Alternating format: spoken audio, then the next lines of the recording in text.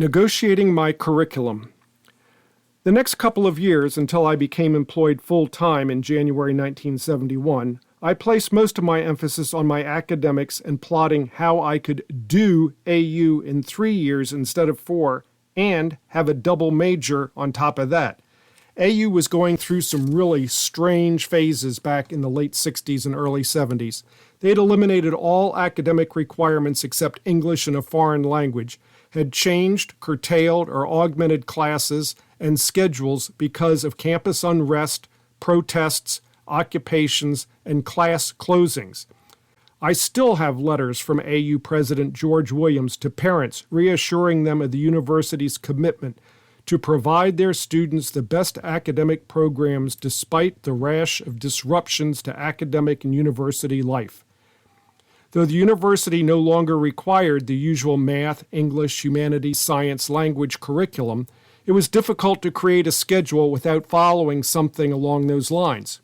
So while many students of my era were taking basket weaving, swimming, bowling, protest 101, I'm being facetious, but it was pretty close to that, I continued with the basics and even had independent studies for 2 semesters in math just so I could fill up my schedule.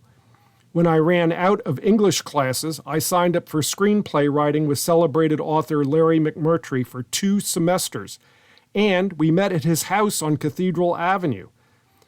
When our discussions, reviews, and critiques of each other were interrupted with calls from Peter Bogdanovich, who was consulting with Larry on the shooting or preparation for his shoot of his book, The Last Picture Show, we probably got more out of the course listening to his phone conversations.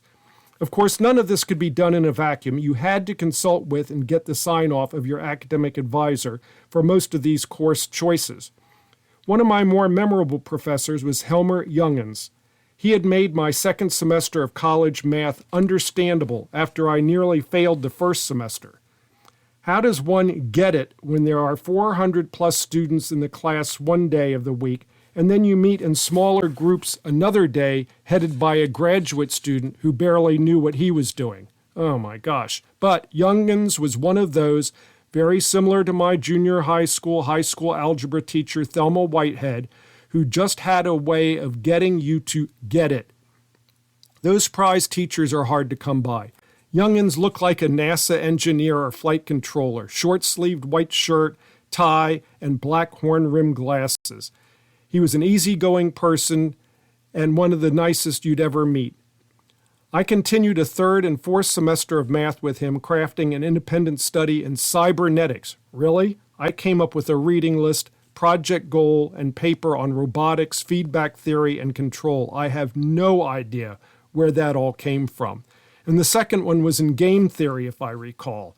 Gee, if only the Big Bang Theory characters were around at that time. Anyhow, I must have done okay as I received an A in both of his classes.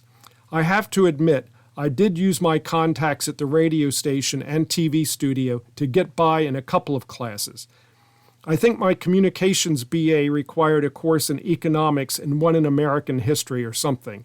I remember the reading list for the history course was terrible and economics even worse. I think those were the professors who thought if they gave you 14 books to read during the semester, they were preparing you for real life or something. One book I recall, The Great Basin Kingdom, about the Mormons' flight from persecution, was nearly 700 pages long. Fortunately for me, it was also the day of group projects, which I also hated because it never seemed the burden was shared equally by everyone, and I was going to prove it.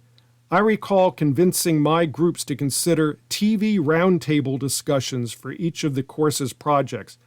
I would coordinate all the production, scheduling of studio time, rounding up camera operators, etc., while the rest of the group would pick the panelists, do the research, write the questions, and anchor the programs. I think both professors were so impressed that we'd taken a media approach to our projects, they overlooked whether we had actually learned or absorbed any of their course material and gave us all Bs on the projects.